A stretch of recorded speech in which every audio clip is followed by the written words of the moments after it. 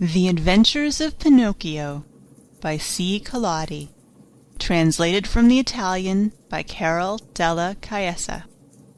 Chapter 6. Pinocchio falls asleep with his feet on a foot warmer and awakens the next day with his feet all burned off. Pinocchio hated the dark street, but he was so hungry that, in spite of it, he ran out of the house. The night was pitch black. It thundered, and bright flashes of lightning now and again shot across the sky, turning it into a sea of fire. An angry wind blew cold and raised dense clouds of dust, while the trees shook and moaned in a weird way.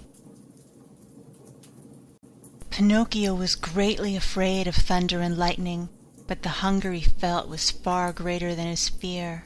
In a dozen leaps and bounds he came to the village, tired out, puffing like a whale, and with tongue hanging.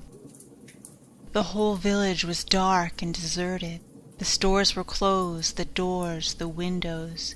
In the streets not even a dog could be seen. It seemed the village of the dead.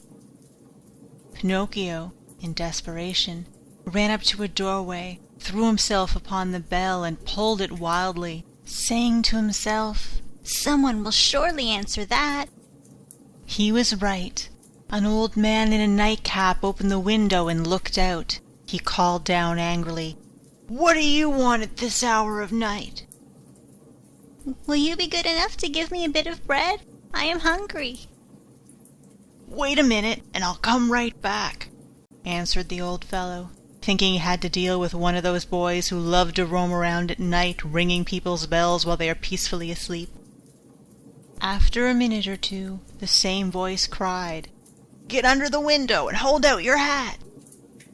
Pinocchio had no hat, but he managed to get under the window just in time to feel a shower of ice-cold water pour down on his poor wooden head, his shoulders, and over his whole body. He returned home as wet as a rag and tired out from weariness and hunger.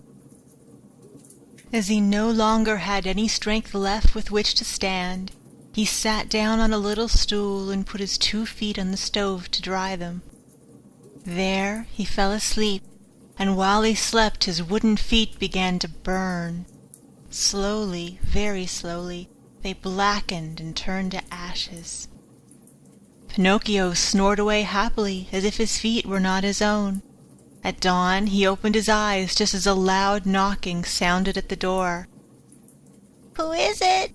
he called, yawning and rubbing his eyes. "It is I," answered a voice. It was the voice of Geppetto.